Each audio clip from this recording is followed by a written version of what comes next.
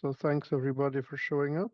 This is a CLARIN Café, a series of informal presentations and moments of interaction with hopefully interesting people.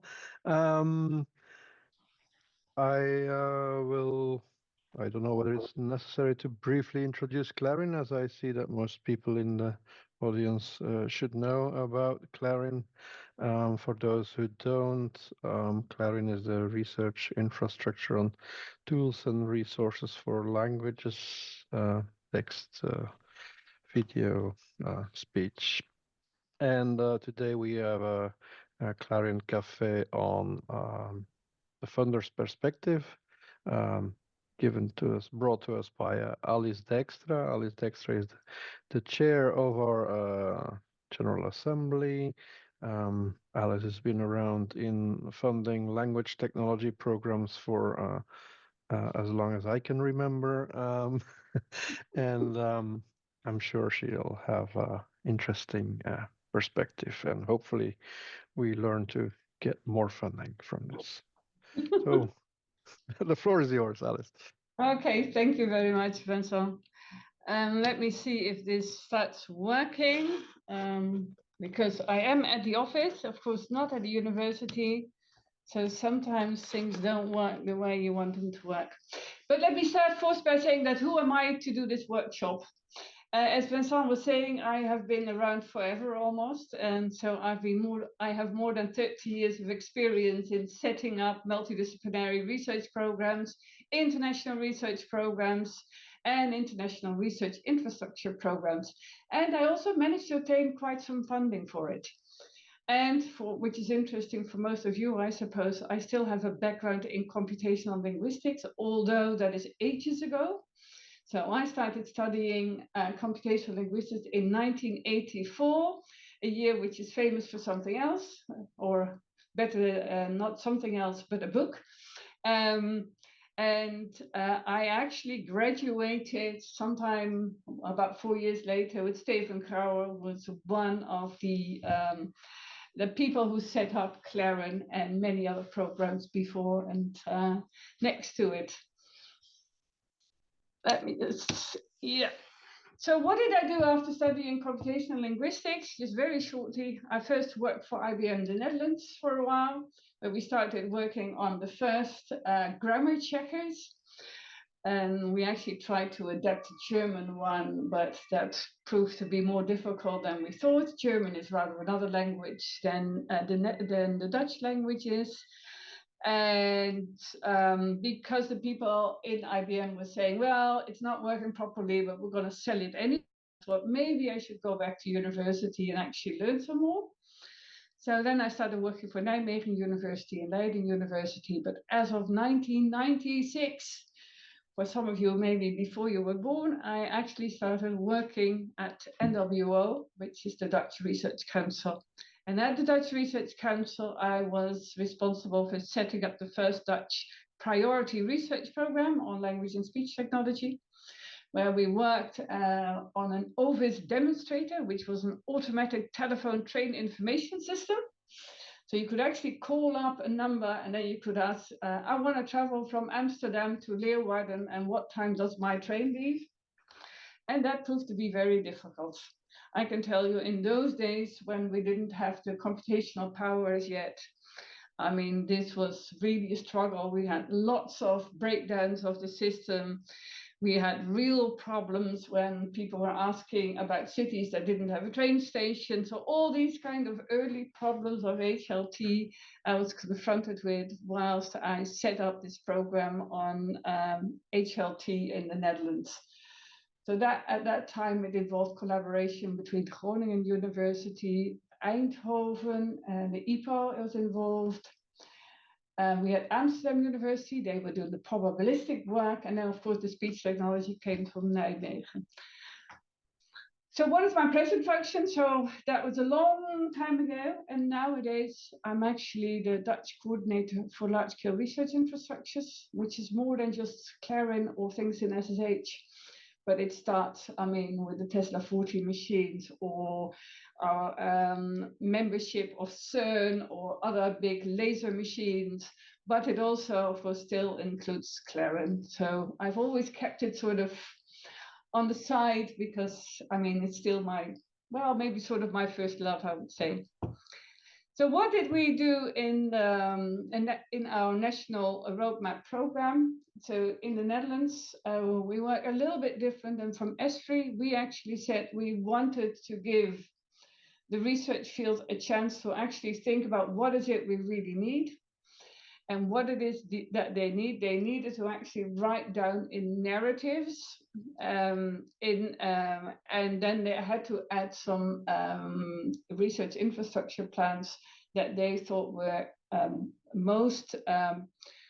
their most important priorities in their research field. And with those plans, we actually managed to temporarily double our budget. But unfortunately, of course, we have a new government which doesn't like research anymore. And so we actually lost half of what we gained, but we still have quite an ample budget in the Netherlands for research infrastructures, which is somewhere between 50 and 70 million euro a year. So there's stuff that you can do with it. But if you want to know more about it, because that's not the topic of today, you can actually look at it through this link. You can actually all get the slides afterwards. There are no secrets in it, and then you can check it. Just one more small thing from it. In the Netherlands, the one thing that we did, we started collaborating more closely and actually competing also with the physicists, biologists, and the medical sciences for big funding.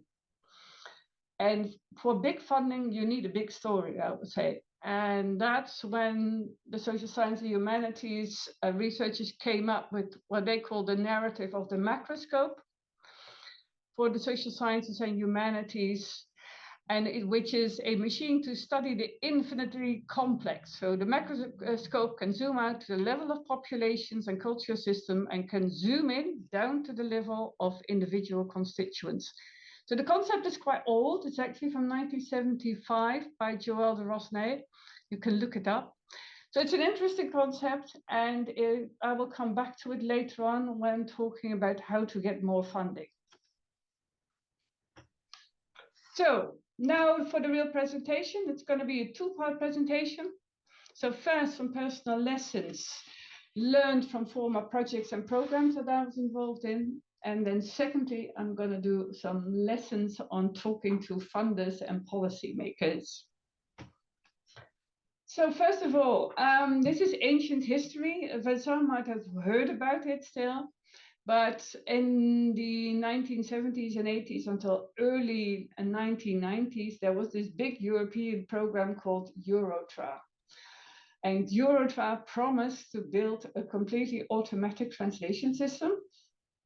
And there were large research groups all over Europe which got large pots of money by promising to build this automatic translation system.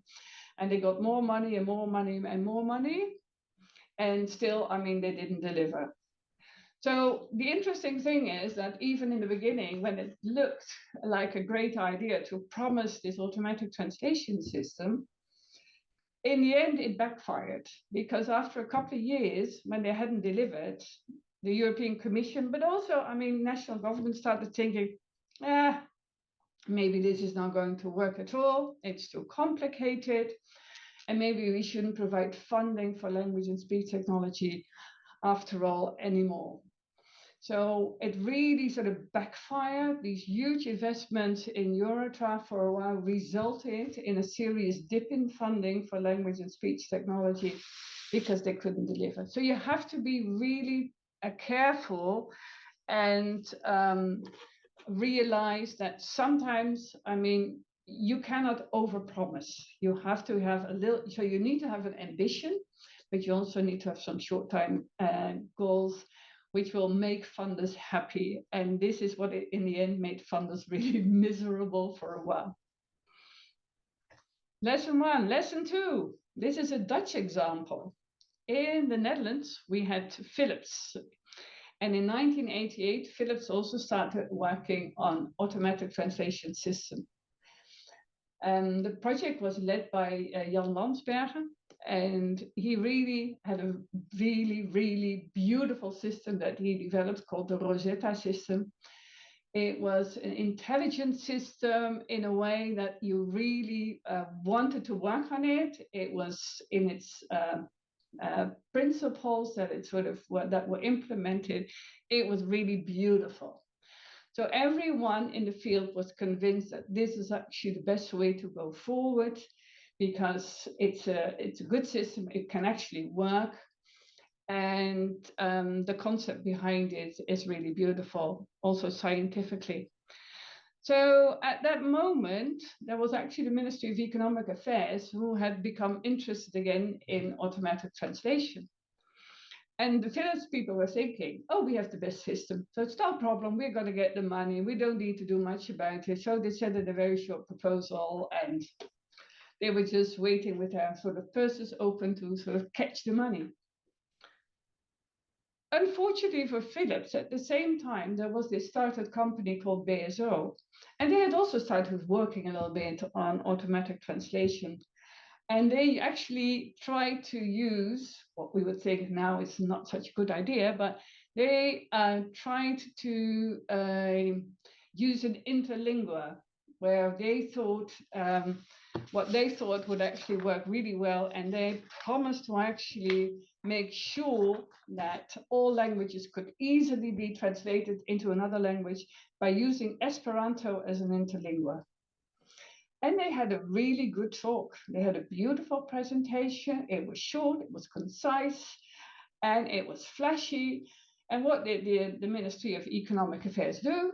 They funded BSO. So Philips was really shocked, of course. So, and in the end, they stopped working on automatic translation system, and actually BSO, a couple of years later, got broke. And nothing came of it. So an important lesson is you have to explain why you are great, not just think we are great, so they will come to us. No, it doesn't have to be that way. I mean, you have to actually sell your story to your funders. Example 3, Vincent, you should know this, the Corpus of Spoken Dutch. This is another project that actually I helped set up. And this is a nice example of using the moment to get your funding. What happened here is that at that time, we already had a Max Planck Institute in the Netherlands, in Nijmegen, which was led by Pim Leveld. And in the year 1997, 1997, it was, Max Planck Institute existed, I believe, for 25 years. So they were organizing like a birthday party. The minister was invited. And Professor Leveld was thinking, well, I'm giving a party, so I should ask for a present. And he asked our minister for a present, which was a corpus of spoken Dutch. He asked 10 million Dutch guilders for it, which is about 1 guilder a word. That's about €0.50 at the moment. And the minister said, yes, that sounds like a good idea. Interesting. Yes, perfect. Minister went away, and Pim Leveld was thinking, okay, this is a done deal. And then nothing happened. And after a while, he called up the ministry, and they said, Corpus of Spoken Dutch? Never heard of it. We have no idea what you're talking about. So what actually the lesson he had to learn was that actually having an agreement with the minister orally doesn't mean that you get money. For that, you actually also need to be in touch with the people at the lower levels in the ministry that are preparing the dossiers, that are preparing funding lines, and then you might get funded. Just getting a minister to say yes gets you nowhere. So in the end, he hired me to make sure that I contacted the ministry at the lower level and made sure that the dossier was filed. And then when it was presented to the minister said, oh yeah, I remember, I agreed to that. But that's the way to get things done.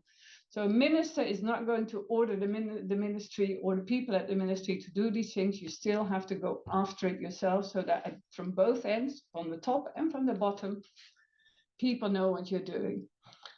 But it's quite funny actually, because what you see here is a picture of the first release of the Corpus of Spoken Dutch. We were rather naive at the moment because we were thinking, oh, we could print this on CDs. First release was already 17 CDs. And then we were thinking, oh, maybe we could just put it on a DVD because it's bigger. And of course, that wasn't big enough. So in the end, we started sort of putting everything on hard drives, I remember, and presenting everyone in the Belgium in the end and the Netherlands with a copy of it on a hard drive. So this was in fact, a Dutch-Flemish project, the first, I think, Dutch-Flemish project I was running. And the funny thing still is, so we started it in 1998. So we had this 10 million euro. In the end, the Belgian government also added some Belgian francs to it. So that when I developed my first budgets for the project, they were not in guilders or in Belgian francs, but in écus. And you can actually look up on the internet what that was. But an écu was like a predecessor of an euro.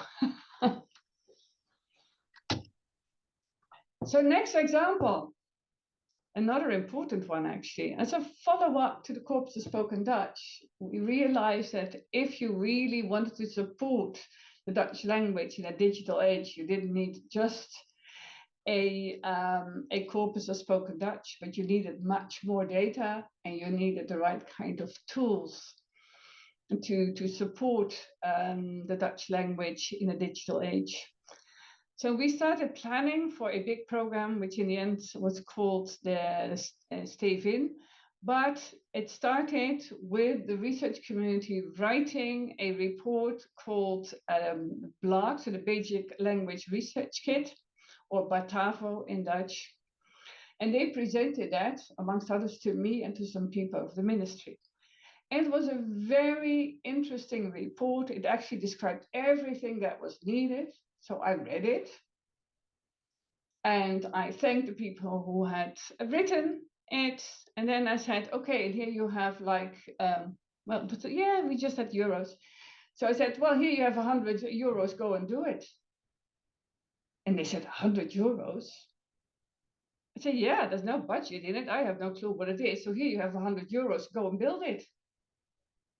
I said, well, but that's not enough. I said, well, then please, in future, if you write these kind of proposals, put in a proper budget, justify your cost, and then I can do something with it. It's not up to me to determine how much a certain plan is.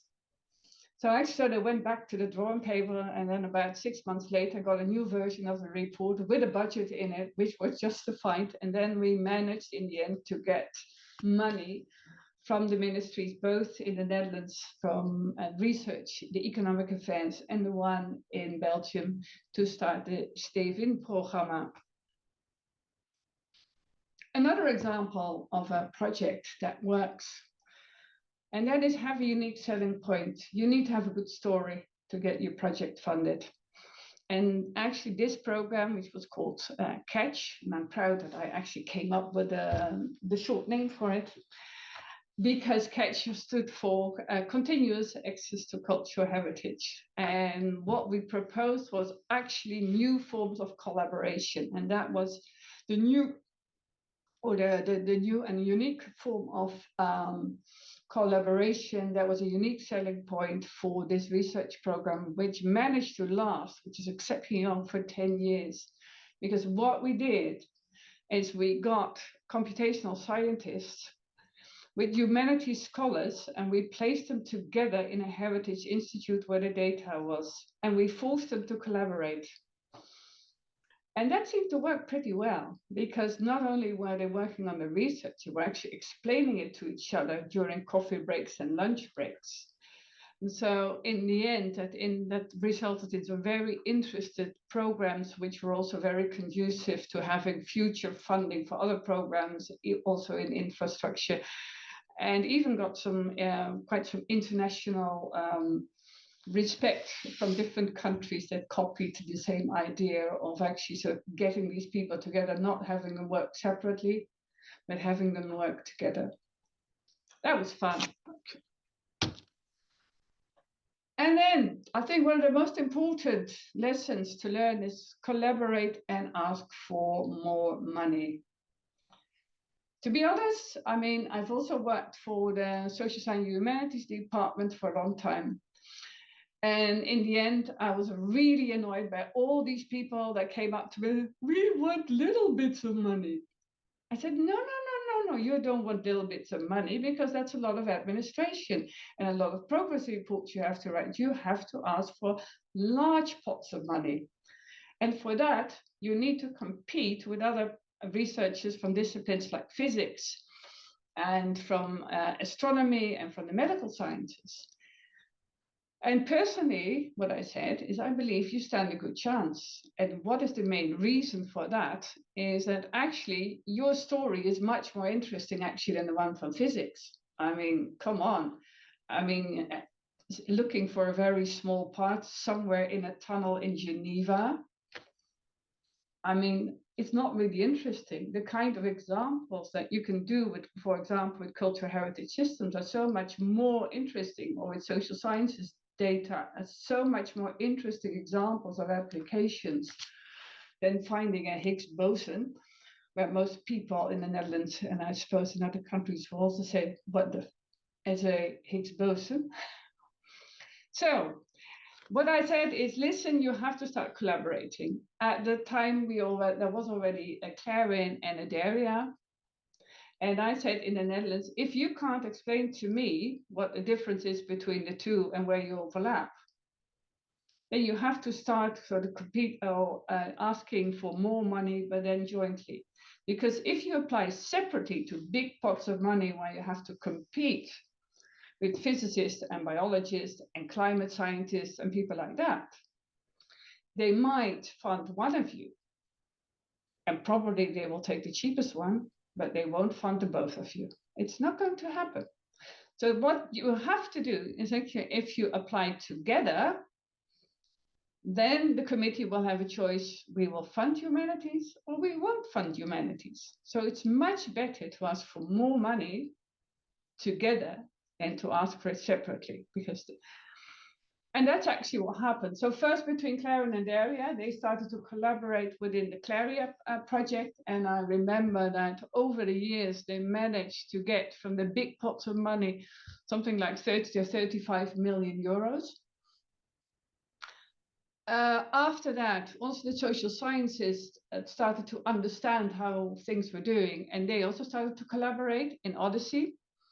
And they managed to get about 15 million from the big pot of funding, including that they started working with SURF for a high performance computer system, and managed to get to build a secure supercomputer, in which they could actually deal not only with the publicly available data that they were collecting through surveys, but also they could link it to the data of a statistics agency, CBS, which is very privacy sensitive. So they built actually a secure environment within CBS where they could actually do their research.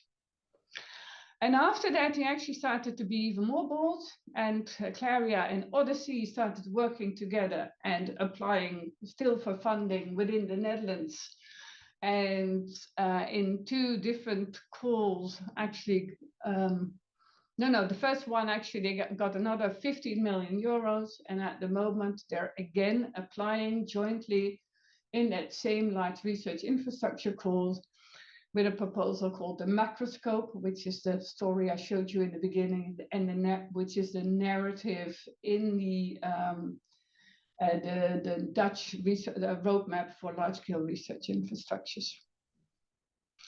And so the same holds internationally. Again, I mean, I think it shows that you can be successful in projects like SHOC and OSCARs. I mean, a lot of money has been gained. And of course, I mean, then it still has to be jointly used by a large consortium, but the amount of administration and project reporting is limited because you only have one big project instead of many small ones. So this is a big sheet, and I will go into other, because I think these are very important lessons to learn when you're actually applying for funding.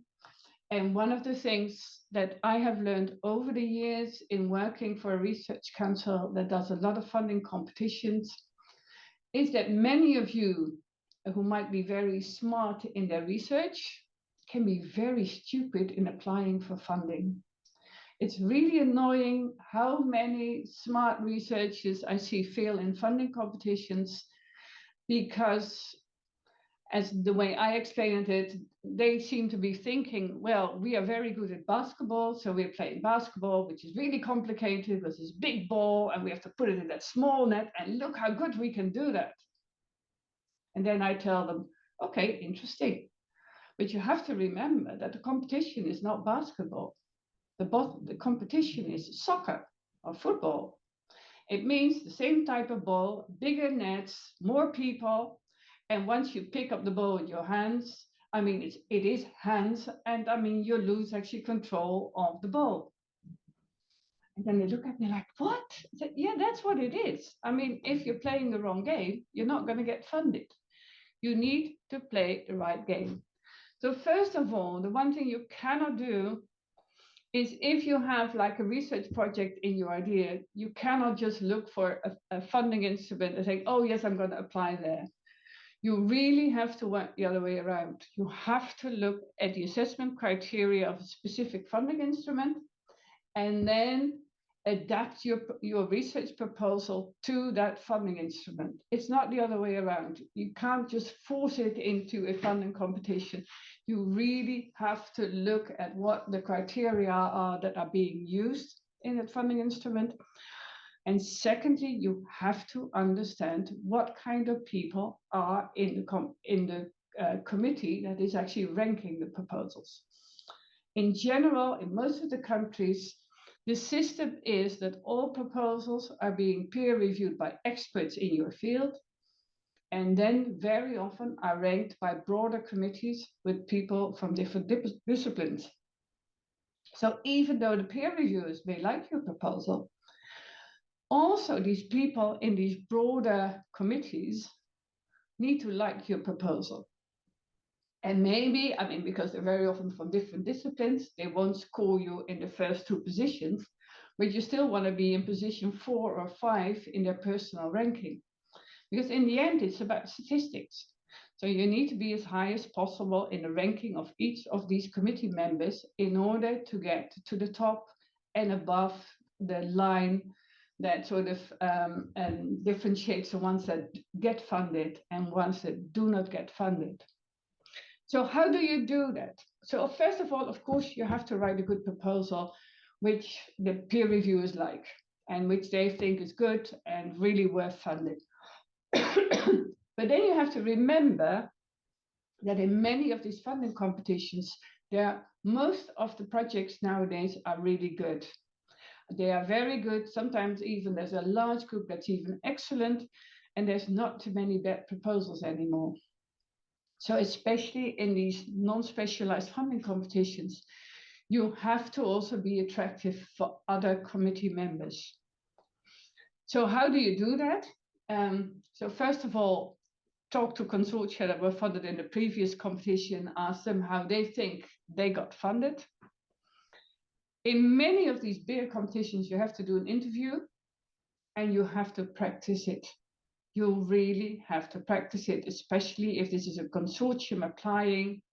You have to show that you are a consortium that knows what they're doing, that wants to collaborate, and is not just sitting there by accident looking at one another, what are we doing here? Because that will actually lose you points in the competition and cause you to be ranked lower. So that's another thing. So you also need in a competition or in that consortium, you need to have a proper governance with clear roles and responsibility. Who's actually in the lead? You're not just a group of friends who are doing something together. That's what a committee really likes. They want to know who's in charge, what will happen also if problems occur, who will actually take charge then, and what will you do? So, which is the second point or the next point. So you need to have an excellent risk analysis and a mitigation strategy for it. Without it, again, you are losing points. Another important thing is, and this is all added, I mean, to just being very good in your research or in your infrastructure, you need to explain what your long-term sustainability plans are. You have to understand that many of the funders only fund what we call impulse funding, which means we are funding the building of an infrastructure or the startup of a research project, but then we're expecting the consortium or the research institutes in the consortium to take over and actually incorporate it in their own research institutes. So you have to write that down. How are you going to deal with it? Are you actually planning halfway down your project? So what are we going to do after the project? Do you have milestones for that? Not just for building another tool, but also for what will our future look like? Where are we going to? Because that's the kind of thing you will know after a while. So I always sort of try to explain this as you have to help the committee to rank your proposal in the top. And one very simple and stupid thing you also have to do is you have to look at your abstract. For those people that, I mean, no, let me sort of rephrase that. For the peer reviewers, they won't read your abstract. They will just skip and think, oh yeah, that's interesting, I will read it. The abstract is for the committee member.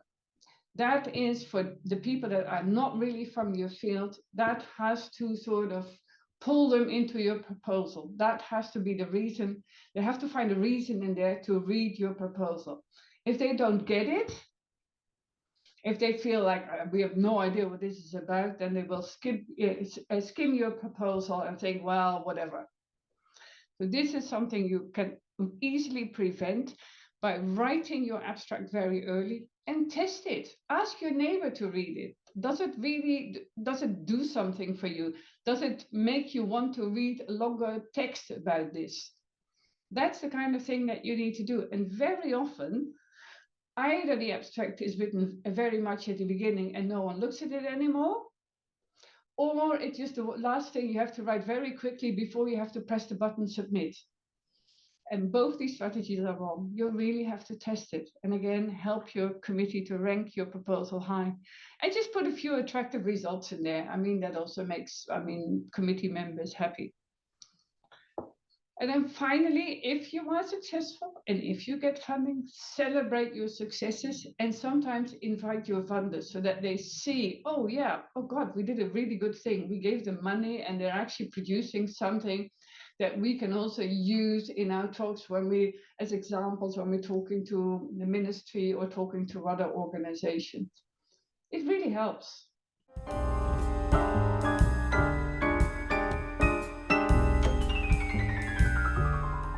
Part 2 of this presentation, which is something else. And it is a presentation about how to talk to your funder or policymaker. Also there, I very often see that people don't have the right tone, use the right words, or ask the right questions, or do the present the right kind of results. This is actually heavily inspired by a 2018 presentation by Gavin Costigan. He's Director of Public Policy at the University of Southampton, and he was very kind to agree that I used part of his presentation. I also adapted it again. But I'd like to, that he really inspired me for doing this part. First, what is a policy?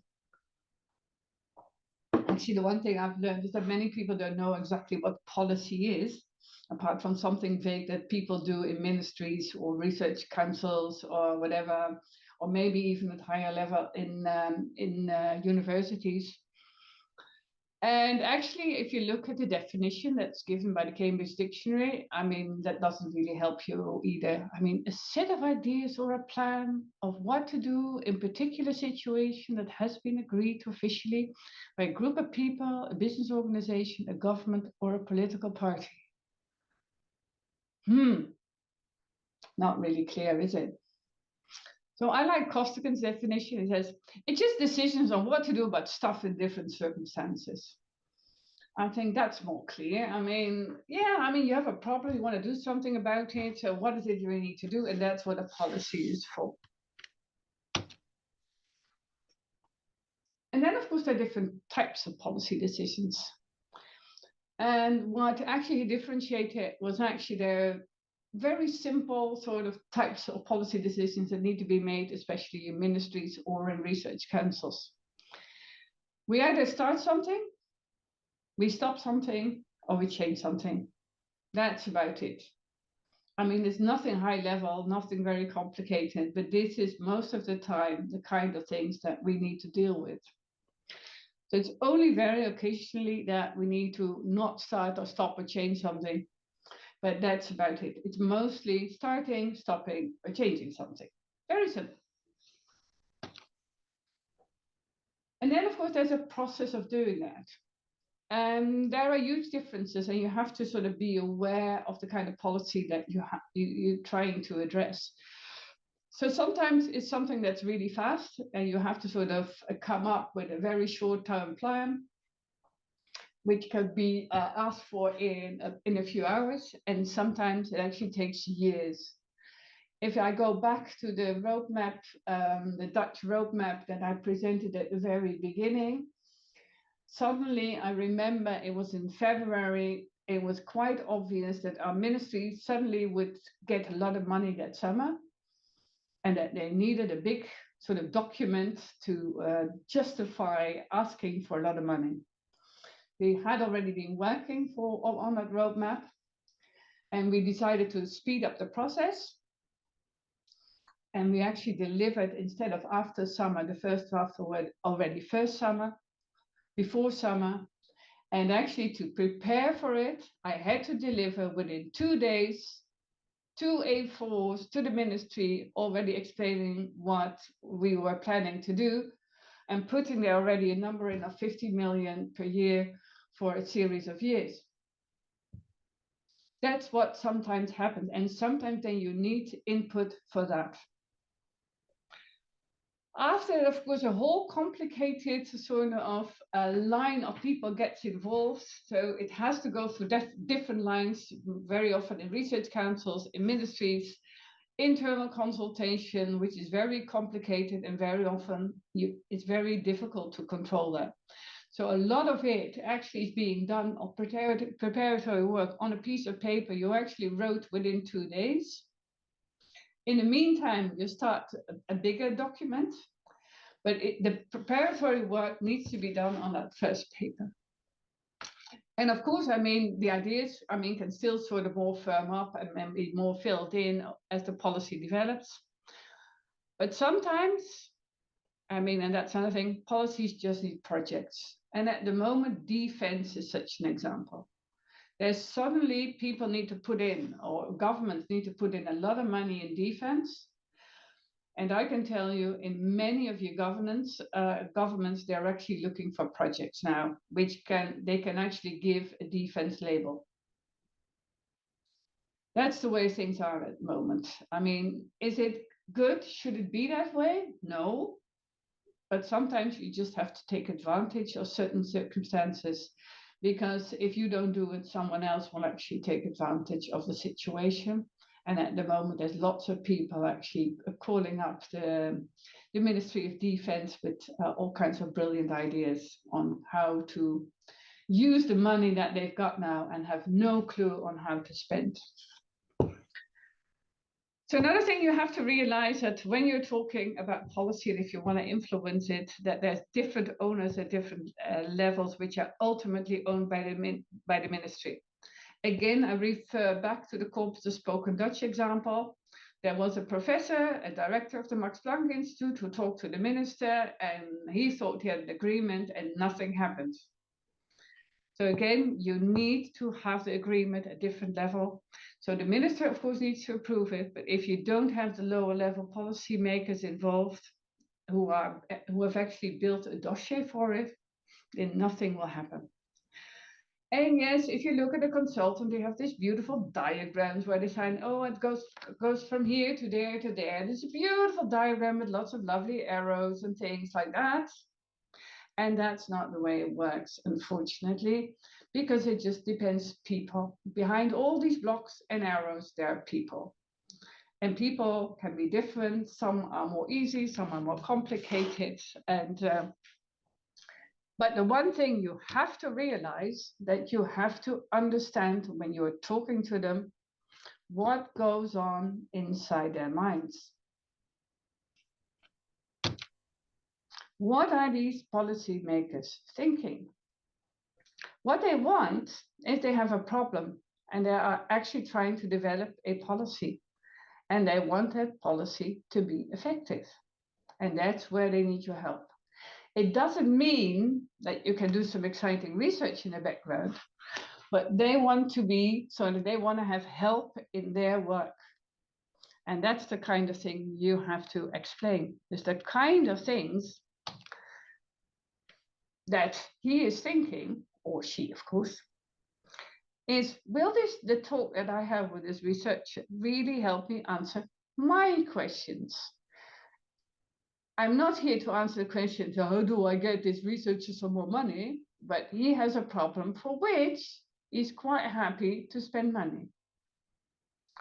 So he asked himself, will this interaction help me fill in some policy plans? So will it sort of support the policy that he has developed and will it actually make sure that it's being implemented? That's the kind of things the policymaker is thinking.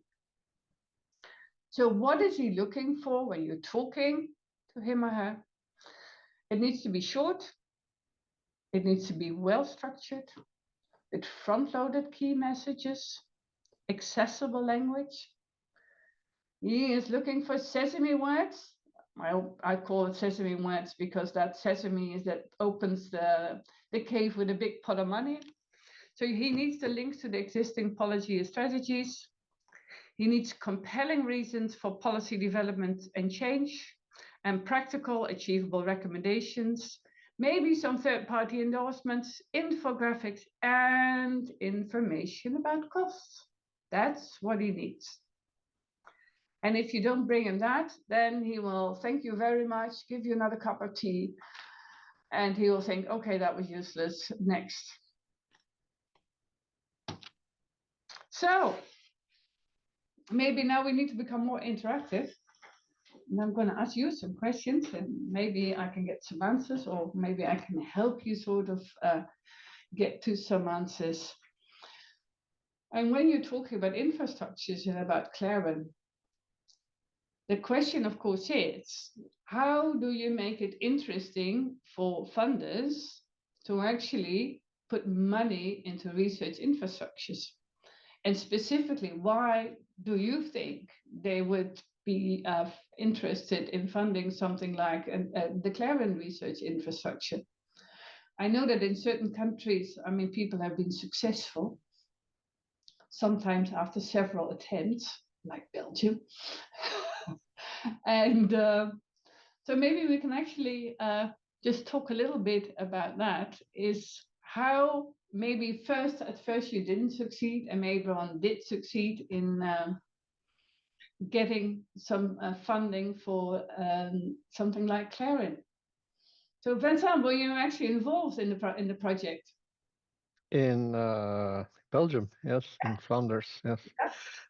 I think I can say that what we learned, well, first it was technically impossible because of the complexity of Belgium and the way things are organized in Belgium, and that only countries could have been member of CLARIN, and then there was this whole construction with the Dutch language union.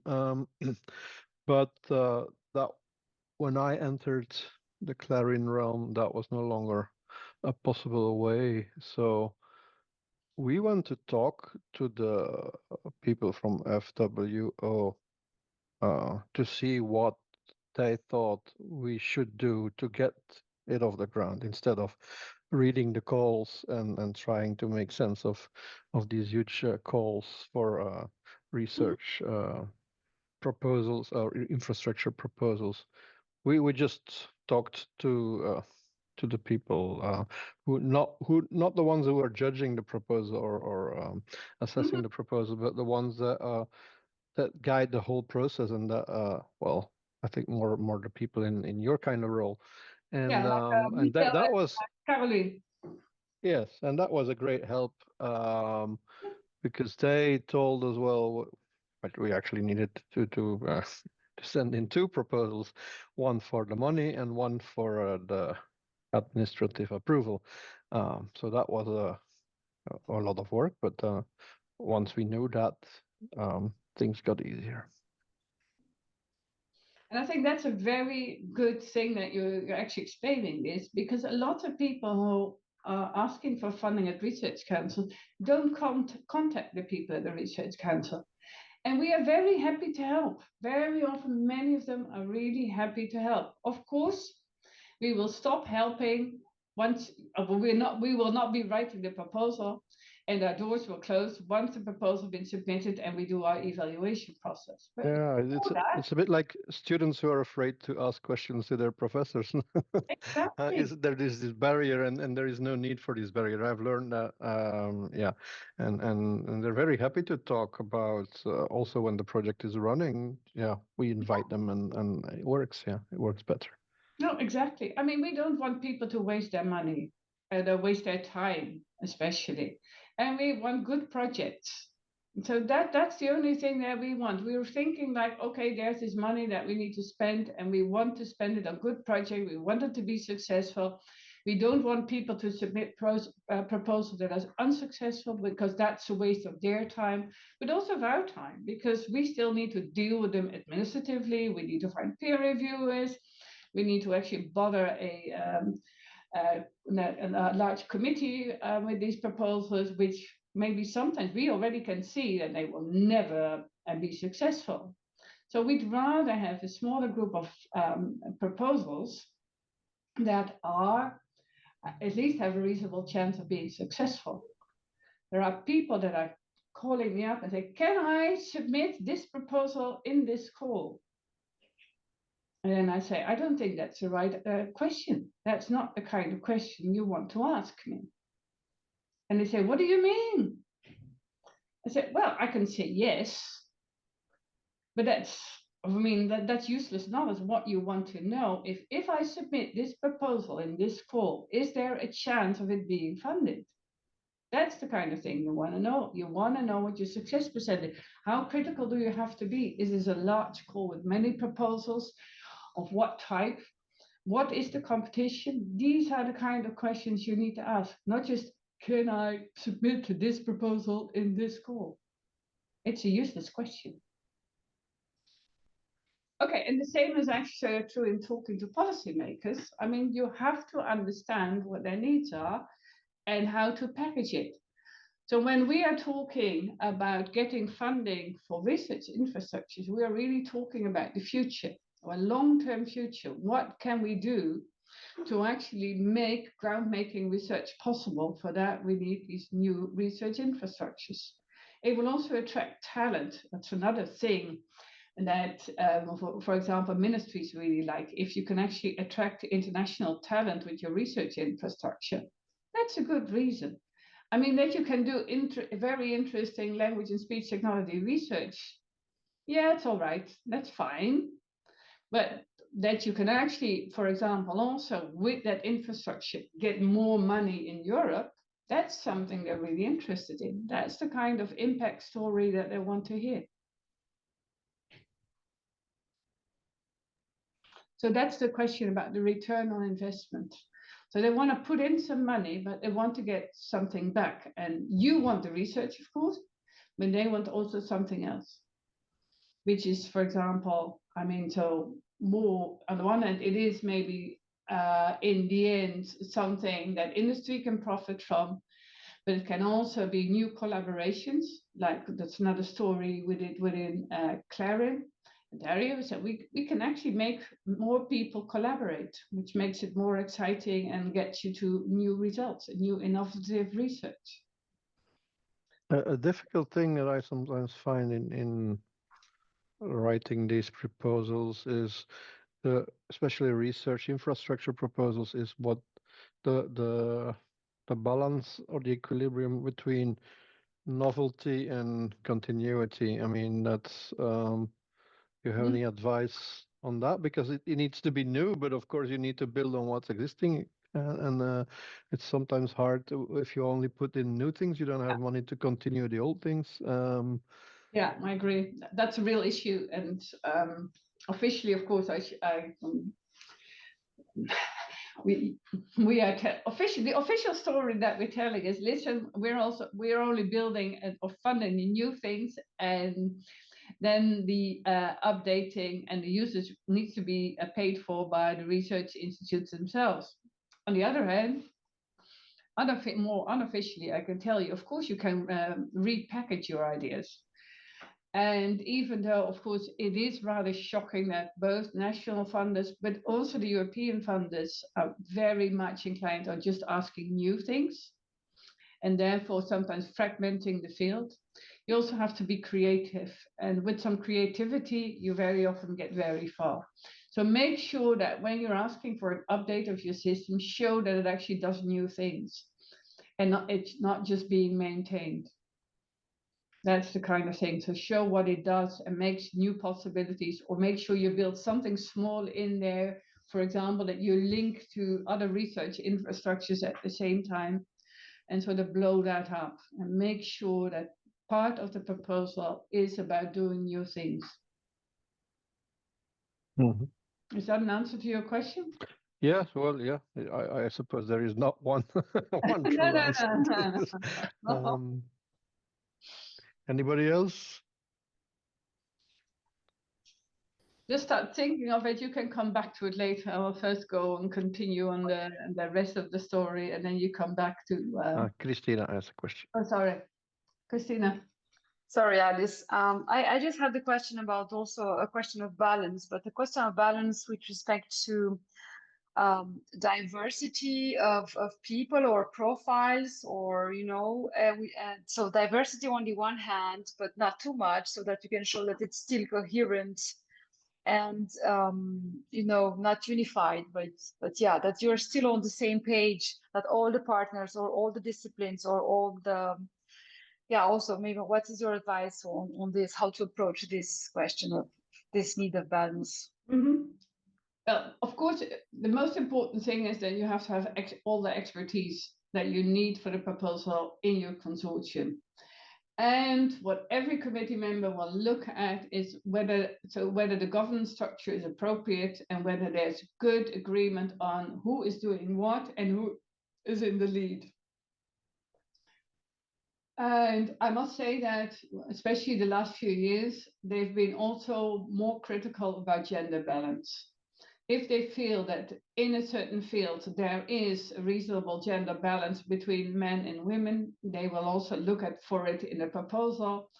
And if they see something that's really only male, they will make a remark, and it will cost you probably, it might only be a small amount of points, but it will cost you some.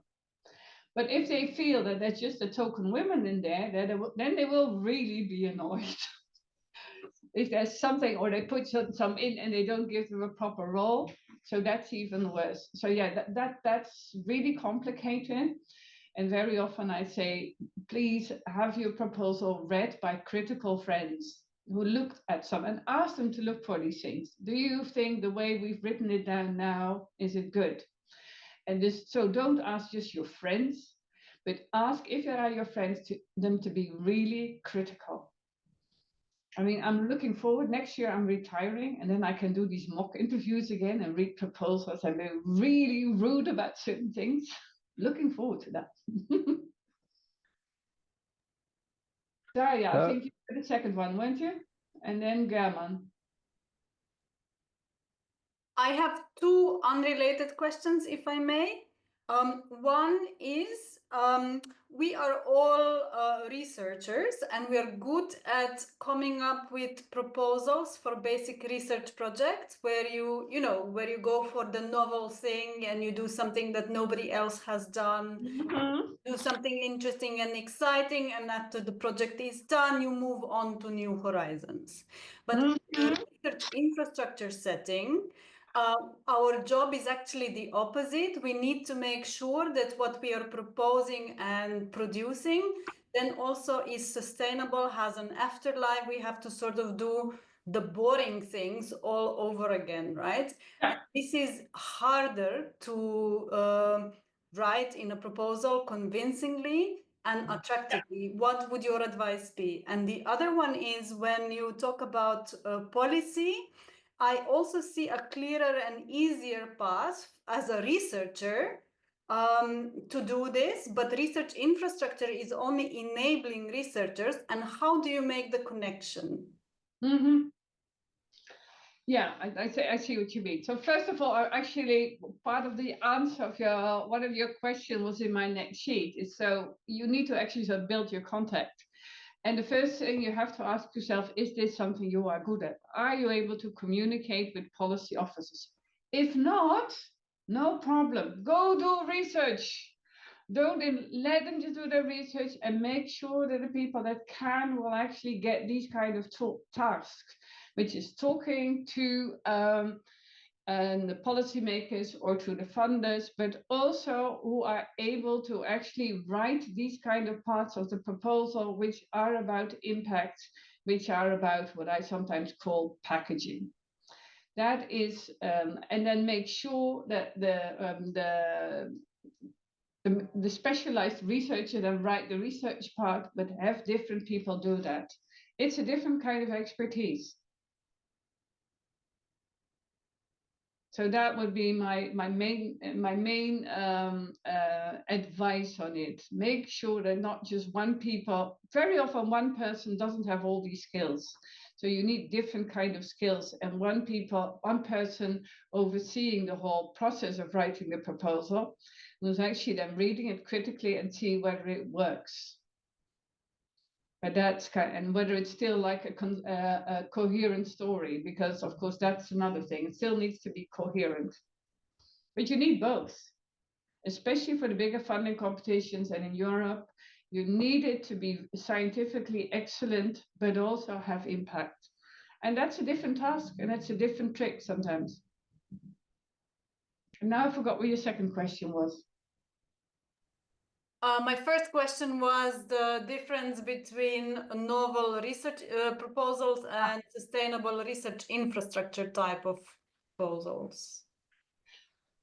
Well, even the novel ones need to be sustainable. So I don't think there's a difference, to be honest. I mean, where there is a difference is between research projects and research infrastructures. And the main difference there is that if a research program stops, I mean, not much of an issue. I mean, not much money is lost. You just go on to another research project and that's it. If you're building a research infrastructure, it's a big investment, either in a data infrastructure or in a big machine, which needs to be used. So afterwards, you still need a lot of technical, but also a scientific expertise to make sure that an infrastructure stays available, is growing, is being updated, etc. So I think there's more of a difference between the two types of funding than there is within, I mean, innovative and other research. So for sustainability between research and infrastructure and within research. So, and for that, also you need to have a good story. Of course, I mean, you don't know what's going to happen in future. And especially in the longer term, it's really hard to know. But so what you need to do is, first of all, make sure that the boards within your universities or research institutes are involved and know about your proposal, so that they can actually build it into their strategies. And that they can also build it into the strategies and budget lines, especially if a project or a research infrastructure project is funded, that there is money in the long run to actually operate these research infrastructures. So for that, you need to talk to them and not just talk to your direct boss, but make sure that the deans, but also the board of the university knows about these things, because they need to budget for it in the end. So, but yeah, and another thing is you can do in your project proposal, I recommend everyone that when you're putting up your milestones, and always put in a milestone halfway down the project. What are we going to do after this project? Because then you need to prepare for it, not in the last year. It's halfway down the project that you already need to think about the future. And at least put in a milestone with that respect. What is it? And then also your risk analysis. Say something about what is it that we're going to do if after, for example, 4 years, there's no more money, or if things get more expensive, these kind of things. Just put it in. So maybe you don't have the solutions yet, but show that you are aware of the problem. German, you also had a question. Hi, thank you. Well, it's not really a question. It's more my vision of the questions you presented before, and now the current slide, which I think it's also very important. So yeah, in Spain at least there is no open calls for research infrastructures, nothing like that. So there is no way of participating or winning a proposal for that. So what we have is to kind of serendipity thing. Is you have to go there, make contacts, start talking with people, and at the end, maybe convincing people. So it's a kind of conjunction of stars or something like that. It could be lucky or not. It's not about anything else. Just making contacts, talking with people.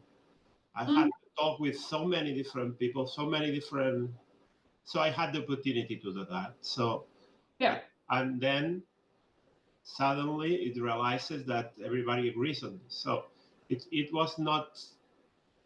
It's convincing people. It was convincing people, talking about a good history, a low cost, good history about this, and also providing the critical mass, everything, evidences of that, why we are not there. So what the problem was, in CLARIN at least, it was not why we should be there, but why we are not there, because all of the other countries are there. Why we are not there? So it was a kind of, well, the normal behavior. So we have to be there. And the importance of, I think, of this context. So for me as a researcher, it's very difficult to go to the ministry if we have no something. Gathering these people, convincing these people is quite difficult. Currently now, I'm trying to meet, some of the people in the ministry for more than 4 months, and they have no time for me. Just going to talk with them, just half a morning, not a couple of hours, not more. And that's super difficult. Yeah. Imagine sufficient time for convincing them for anything. So we expect for the public calls, and then we are quite successful for this because we know how to present projects. But if there are no public calls, there are no possibility for especially the sustainability thing. So they ask for this on the returns that you put it there. So they want to know exactly what we are going to win at the end. So this is super important. Yeah. So will you be in Krakow in what is it, 4 weeks? Because both Paco and Ima will be there, I think. Fantastic. I can appear there as suddenly in the coffee or something like that. No, but this is super difficult for me to reach them. I'm just saying that they're there, and that's where you could maybe meet them. Yes, I happen to be also in S3, so I know quite a lot of people in the different countries that are involved in the funding process, either at the Research Council or at the Ministry. So that's why I also know the ones that Gammon needs to deal with. All right, shall I just continue now with, so we already did this. So yes, I mean, this is really important. If you're not good at talking to policymakers, it's not, that's no problem. I mean, just continue to do what you do and make sure that you have at least some people in your team that are able to do it and are able to write these kind of proposals and sometimes do a bit of that, what I call packaging of your brilliant research idea in order to get it funded. So another thing that you need to understand is that you need to know whom to talk to. I mean, so you need to know who your key stakeholders are, who are the ones actually deciding about funding. So know and understand who you need to talk to. As Gammon was saying, he needs to talk to people at the ministry. In the Netherlands, you actually have to talk to me first, because the ministry is actually has sort of outsourced this work mostly to us. So that differs per country and sometimes also per domain, because when we're talking about the really big infrastructures, like our involvement in CERN and ESO and ESA, so in astronomy, then the ministry will deal with it. But with the smaller one, they have outsourced it to us. In Italy also, you have to be at the ministry. In France, you have to be at the ministry. In Germany, it's really more interesting. I really don't understand the process. They have these kind of calls, and then there's a big black box, and then something happens and something is funded. So that for me is a mystery myself. In general, all of the smaller countries have more defined procedures for things like this and have calls like in Belgium, like in Slovenia or in Sweden or Norway. I don't know about Romania or in the Balkans. I'm still not really sure about what it is sometimes they're doing. I know that in Greece, it's also quite complicated. Mostly it's also going through the ministry, but even the ministry has little money, so that also complicates things. And in Europe, it's even more complicated sometimes because of different funding competitions.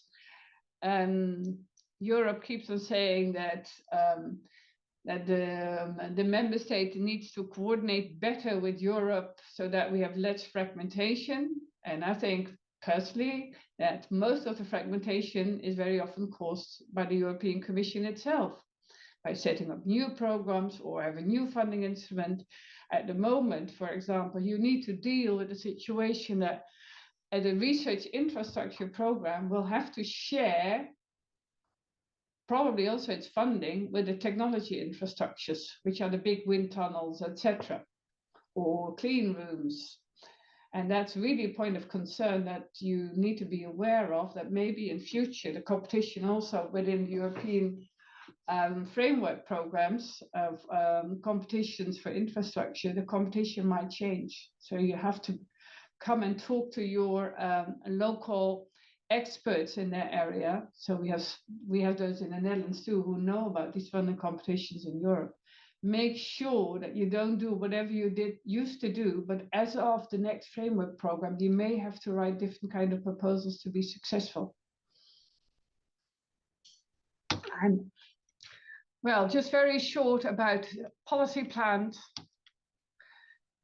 So you have to think about, I will say you have to have a plan on what is it that you want, what is it that you need, and who do you need to talk to. So first of all, you have to see what it is, the kind of policy that is being developed within your country, where you maybe can fit your plans to. So it's not the other way around. So as I was saying earlier, at the moment, defense has got a lot of money. Can you actually fit your project within a sort of packaging a thing that is called defense? I don't know. Maybe you don't want to, but maybe you don't have a problem. Maybe you can actually do something which is really good even with defense money. Make sure that when you talk to these people that you have long-term goals, but also short-term objectives. That's the kind of thing they like. So they appreciate your long-term goal, but also they want to have some short-term things that they can actually determine whether or not you're successful at a shorter term. And you need to know who you need to talk to, what you want to talk to them about, and what you want them to do. So make sure that you have a proper plan, write it down, and check it with people if this is the way to go forward, or else you might actually waste a lot of money or time, especially of yourself, but also of other people. So the most important takeaway messages are that you have to realize that very often it takes time. It's a process. It's not just one meeting with a policymaker. It's actually an event. You have to collaborate with people. Think big, and also understand that if a talk with one person doesn't work, ask that policymaker or funder, do you think I should talk to someone else with my ideas? And very often they're happy to help you with that and tell you, no, I mean, I like it, but it's better that you talk to such and such. I mean, ask. So good luck with that. And yes, so if you want more, I mean, these are my contact details. They will be in the presentation. And for the weekend, I mean, I'll just give you some additional slides, some final thoughts and lessons, and laughs, which I think are very important. I mean, whatever you do, continue laughing. Go and watch Yes, Minister or Yes, Prime Minister.